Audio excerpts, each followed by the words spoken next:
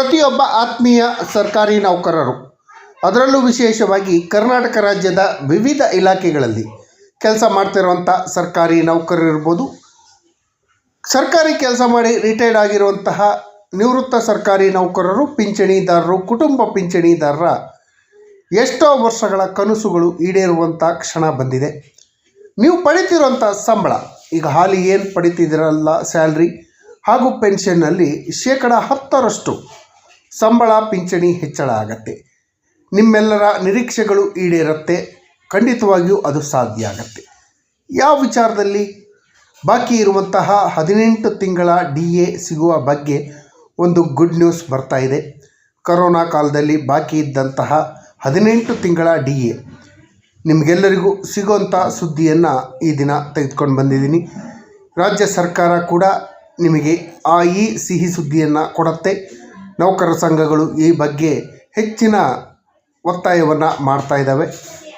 ಈ ಸುದ್ದಿ ಯಾವಾಗ ಸಿಗತ್ತೆ, ಗುಡ್ ನ್ಯೂಸ್ ಯಾವಾಗ ಸಿಗತ್ತೆ ಅನ್ನೋದ್ರ ಬಗ್ಗೆ ವಿವರವಾದ ಮಾಹಿತಿಯನ್ನು ತಮ್ಮ ಮುಂದೆ ಶೇರ್ ಮಾಡೋದಕ್ಕಿಂತ ಮುಂಚಿತವಾಗಿ ಯಾರೆಲ್ಲ ಈ ಚಾನಲ್ಗೆ ಸಬ್ಸ್ಕ್ರೈಬ್ ಮಾಡ್ಕೊಂಡೇ ವಿಡಿಯೋಗಳನ್ನು ನೋಡ್ತಾ ಇದ್ದೀರಿ, ದಯವಿಟ್ಟು ಕೆಳಗಡೆ ಕಾಣ್ತಾ ಇರೋಂಥ ಸಬ್ಸ್ಕ್ರೈಬ್ ಬಟನನ್ನು ಒತ್ತಿ, ಬೆಲ್ ಐಕಾನನ್ನು ಕ್ಲಿಕ್ ಮಾಡಿ, ಆಲ್ ಅಂತ ಮಾಡಿ. ನೀವು ಫೇಸ್ ಮಾಡ್ತಾ ಇರೋಂಥ ಎಲ್ಲ ಪ್ರಾಬ್ಲಮ್ಗಳನ್ನು ಲೀಗಲ್ ಆಗಿ ಸಾಲ್ವ್ ಮಾಡ್ಕೊಳ್ಳೋಕ್ಕಿರೋಂಥ ಉತ್ತಮ ವೇದಿಕೆಯಾದ ಸರ್ಕಾರಿ ನೌಕರ ಮಿತ್ರ ಯೂಟ್ಯೂಬ್ ಚಾನಲ್ಗೆ ಜಾಯ್ನ್ ಆಗಿ. ಸ್ನೇಹಿತರೆ, 18 ತಿಂಗಳ DA ಇವಾಗ ಸಿಗತ್ತೆ, ನಾಳೆ ಸಿಗತ್ತೆ ಅನ್ನೋ ನಿರೀಕ್ಷೆಯಲ್ಲಿ ಪ್ರತಿಯೊಬ್ಬ ಸರ್ಕಾರಿ ನೌಕರರು, ನಿವೃತ್ತ ಸರ್ಕಾರಿ ನೌಕರರು ಇದ್ದರು. ಅವರೆಲ್ಲರ ನಿರೀಕ್ಷೆಗಳಿಗೆ ಫಲ ಕೊಡುವಂತಹ ಒಂದು ವಿದ್ಯಮಾನ ನಡೀತಾ ಇದೆ. ಈ ಹಿಂದೆ ನಿಮಗೆಲ್ಲರಿಗೂ ಹೇಳಿದ ಹಾಗೆ ಸುಪ್ರೀಂ ಕೋರ್ಟು ಈ 18 ತಿಂಗಳ DA ವಿಚಾರದಲ್ಲಿ ಒಂದು ಭರ್ಜರಿ ಗುಡ್ ನ್ಯೂಸನ್ನು ಕೊಟ್ಟಿತ್ತು.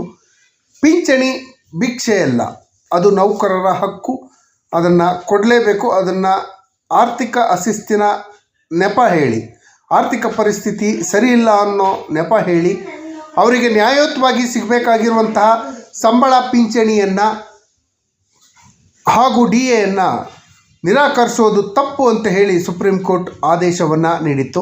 ಈ ಸುಪ್ರೀಂ ಕೋರ್ಟ್ನ ಆದೇಶ ಹಾಗೂ ವಿವಿಧ ರಾಜ್ಯಗಳಲ್ಲಿ ಹೈಕೋರ್ಟ್ಗಳು ನೀಡಿರುವಂಥ ಆದೇಶ ಇದುವರೆಗೆ ಇಂಪ್ಲಿಮೆಂಟ್ ಮಾಡುವಂಥ ಕೆಲಸಕ್ಕೆ ರಾಜ್ಯ ಸರ್ಕಾರ ಆಗಲಿ ಅಥವಾ ಕೇಂದ್ರ ಸರ್ಕಾರವಾಗಲಿ ಕೈ ಹಾಕಿರಲಿಲ್ಲ. ಇದರಿಂದಾಗಿ ಸುಮಾರು 5-6 ವರ್ಷಗಳಿಂದ ನಮಗೆ ನ್ಯಾಯಯುತವಾಗಿ ಸಿಗಬೇಕಾಗಿರುವಂತಹ ಒಂದು 10%, 9ಇಂದ 10% DA ನಮ್ಮ ಕೈಗೆ ಸಿಗದಿದ್ದಂಗೆ ಆಗಿತ್ತು. ಇದಕ್ಕೆಲ್ಲದಕ್ಕೂ ಪರಿಹಾರ ನೀಡುವಂತಹ ವಿದ್ಯಮಾನ ಈಗ ನಡೀತಾ ಇದೆ. ಏನದು ವಿದ್ಯಮಾನ?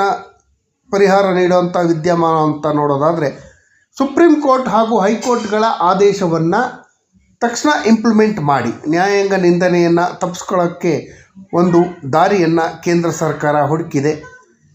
ಈಗ ಸುಪ್ರೀಂ ಕೋರ್ಟ್ ಆದೇಶದಂತೆ ನಮಗೆ ಬರಬೇಕಾಗಿರುವಂಥ 18 ತಿಂಗಳ DA ಏನಾದರೂ ಕೊಟ್ಟಿಲ್ಲ ಅಂದರೆ, ಯಾವುದಾದ್ರೂ ಸರ್ಕಾರಿ ನೌಕರರು, ನಿವೃತ್ತರು ಮೊನ್ನೆ ಸುಪ್ರೀಂ ಕೋರ್ಟಿಗೆ ನ್ಯಾಯಾಂಗ ನಿಂದನೆ ಅರ್ಜಿಯನ್ನು ಸಲ್ಲಿಕೆ ಮಾಡಿದ್ದೇ ಆದರೆ, ಈ ನ್ಯಾಯಾಂಗ ನಿಂದನೆ ಅರ್ಜಿಯನ್ನು ಪರಿಗಣಿಸುವಂಥ ಸರ್ಕಾರ ಅಂದರೆ ಸುಪ್ರೀಂ ಕೋರ್ಟ್ ಸರ್ಕಾರಕ್ಕೆ ಚಾಟಿ ಬೀಸುವಂಥ ಸಾಧ್ಯತೆಗಳು ಇತ್ತು.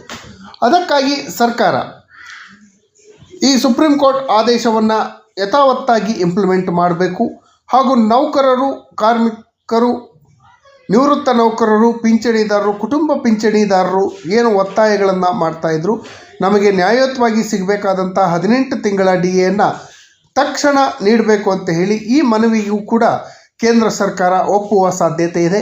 ಇದೇ ತಿಂಗಳು ಕೇಂದ್ರ ಸರ್ಕಾರದ ಪೂರಕ ಬಜೆಟ್ ಮಂಡನೆ ಆಗತ್ತೆ. ಅಂದರೆ ಈಗ ಫೆಬ್ರವರಿಯಲ್ಲಿ ಮಂಡನೆ ಆದ ಬಜೆಟ್ನ ಅಂಗೀಕಾರ ಆಗತ್ತೆ. ಅಂಗೀಕಾರದ ಸಮಯದಲ್ಲಿ ಕೆಲವೊಂದು ಪೂರಕವಾದಂಥ ಅಂಶಗಳನ್ನು ಸೇರಿಸುವಂಥ ಸಾಧ್ಯತೆ ಇದೆ. ಈ ಅಂಶದಲ್ಲಿ 18 ತಿಂಗಳ DA ಕೊಡುವ ಬಗ್ಗೆ ಕೂಡ ಒಂದು ನಿರ್ಧಾರ ಕೈಗೊಳ್ಳುವಂಥ ಸಾಧ್ಯತೆ ಇದೆ. ಮಾನ್ಯ ಸುಪ್ರೀಂ ಕೋರ್ಟ್ ಆದೇಶವನ್ನು ಯಥಾವತ್ತಾಗಿ ಜಾರಿ ಮಾಡುವಂಥ ಸಾಧ್ಯತೆ ಇದೆ.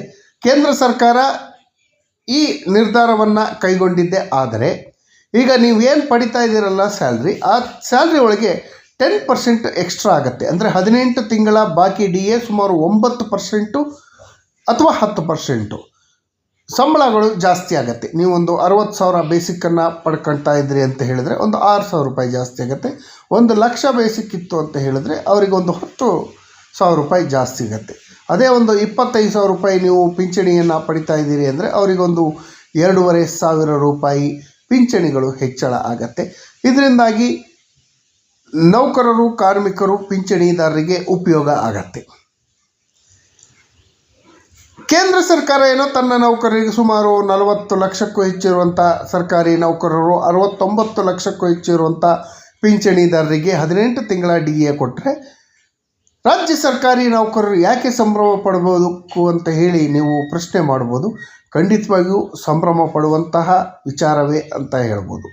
ಯಾಕೆ ಅಂದರೆ ಕೇಂದ್ರ ಸರ್ಕಾರ 18 ತಿಂಗಳ DAಯನ್ನು ಕೊಟ್ಟಿದ್ದೇ ಆದರೆ ರಾಜ್ಯ ಸರ್ಕಾರ ಕೂಡ ಕೇಂದ್ರ ಸರ್ಕಾರದ ಮಾರ್ಗವನ್ನು ಅನುಸರಿಸಿ ರಾಜ್ಯ ಸರ್ಕಾರಿ ನೌಕರರು ಹಾಗೂ ನಿವೃತ್ತ ಸರ್ಕಾರಿ ನೌಕರರಿಗೆ ಬರಬೇಕಾದಂತಹ 18 ತಿಂಗಳ DAಯನ್ನು ಕೊಡಿಸೋವಂಥ ಕೆಲಸವನ್ನು ಮಾಡೇ ಮಾಡುತ್ತೆ.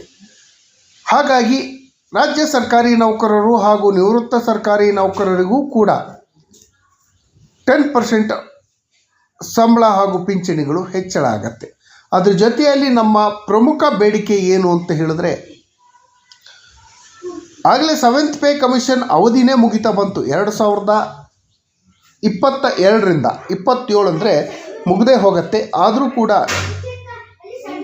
7ನೇ ವೇತನ ಆಯೋಗದ 2ನೇ ಹಾಗೂ ಅಂತಿಮ ವರದಿಯನ್ನು ಇದುವರೆಗೂ ರಾಜ್ಯ ಸರ್ಕಾರ ಜಾರಿ ಮಾಡುವಂಥ ಕೆಲಸಕ್ಕೆ ಕೈ ಹಾಕಿಲ್ಲ. ತಕ್ಷಣ ರಾಜ್ಯ ಸರ್ಕಾರ 7ನೇ ವೇತನ ಆಯೋಗದ 2ನೇ ಹಾಗೂ ಅಂತಿಮ ವರದಿಯನ್ನು ಜಾರಿ ಮಾಡಬೇಕು. ಇದರಿಂದಾಗಿ ನೌಕರರಿಗೆ, ಕಾರ್ಮಿಕರಿಗೆ ನೌಕರರಿಗೂ ಹಾಗೂ ನಿವೃತ್ತ ನೌಕರರು, ಪಿಂಚಣಿದಾರರಿಗೆ ಸಿಗುವಂತಹ ಸೌಲಭ್ಯಗಳನ್ನು ರಾಜ್ಯ ಸರ್ಕಾರ ಕೊಡುವಂಥ ಕೆಲಸವನ್ನು ಮಾಡಬೇಕು ಅಂತ ಹೇಳಿ ಮನವಿಯನ್ನು ಮಾಡ್ಕೊಳ್ತಾ, ಅದ್ರ ಜೊತೆಯಲ್ಲಿ 7th ಪೇ ಕಮಿಷನ್ನು ಏನು ಹೇಳಿತ್ತಲ್ಲ, 10% ಅಡಿಷ್ನಲ್ ಪೆನ್ಷನ್ ಯಾರೆಲ್ಲ 70 ವರ್ಷದಿಂದ 80 ವರ್ಷದ ವಯೋಮಿತಿಯಲ್ಲಿ ಇರುವಂತಹ ಪಿಂಚಣಿದಾರರಿಗೆ ಅವರು ಪಡೆಯುವಂತಹ ಪಿಂಚಣಿಯಲ್ಲಿ, ಮೂಲ ಪಿಂಚಣಿಯಲ್ಲಿ 10% ಹೆಚ್ಚುವರಿ ಪಿಂಚಣಿಯನ್ನು ಕೊಡಬೇಕು ಅಂತ ಹೇಳಿ 7th ಪೇ ಕಮಿಷನ್ನು ತನ್ನ ರೆಕಮೆಂಡೇಷನಲ್ಲಿ ತಿಳಿಸಿತ್ತು. ಆ ರೆಕಮೆಂಡೇಷನನ್ನು ತಕ್ಷಣ ಇಂಪ್ಲಿಮೆಂಟ್ ಮಾಡಬೇಕು.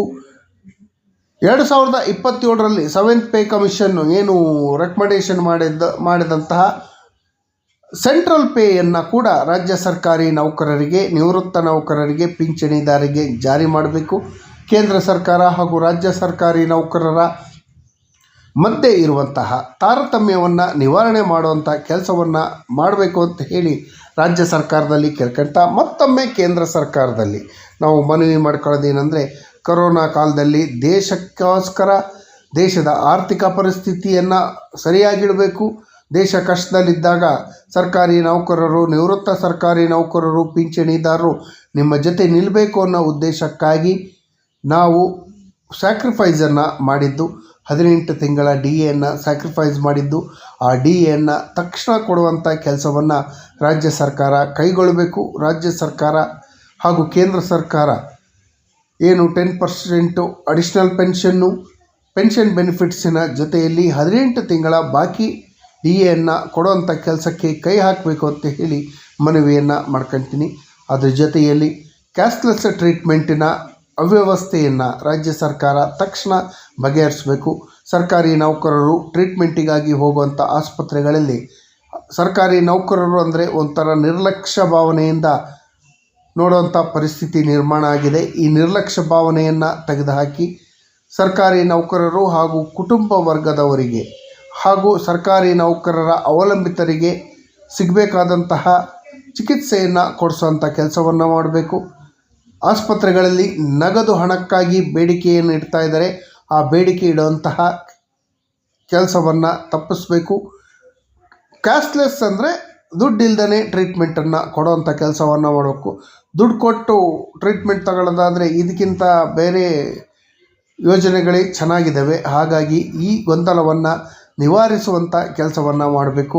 ರಾಜ್ಯ ಸರ್ಕಾರಕ್ಕೆ ಇದೇ ತಿಂಗಳ 11ರಂದು ಏನು ಸರ್ಕಾರಿ ನೌಕರ ಸಂಘ ಹಮ್ಮಿಕೊಂಡಿರುವಂಥ ನಮ್ಮ ವಿಮಾನ ಕಾರ್ಯಕ್ರಮದ ಮೂಲಕ ಸರ್ಕಾರಿ ನೌಕರರು, ನಿವೃತ್ತ ಸರ್ಕಾರಿ ನೌಕರರು, ಪಿಂಚಣಿದಾರರಿಗೆ ಬಾಕಿ ಇರುವಂಥ ಎಲ್ಲ ಸೌಲಭ್ಯಗಳನ್ನು ಕೊಡುವಂಥ ಕೆಲಸವನ್ನು ಮಾಡಬೇಕು.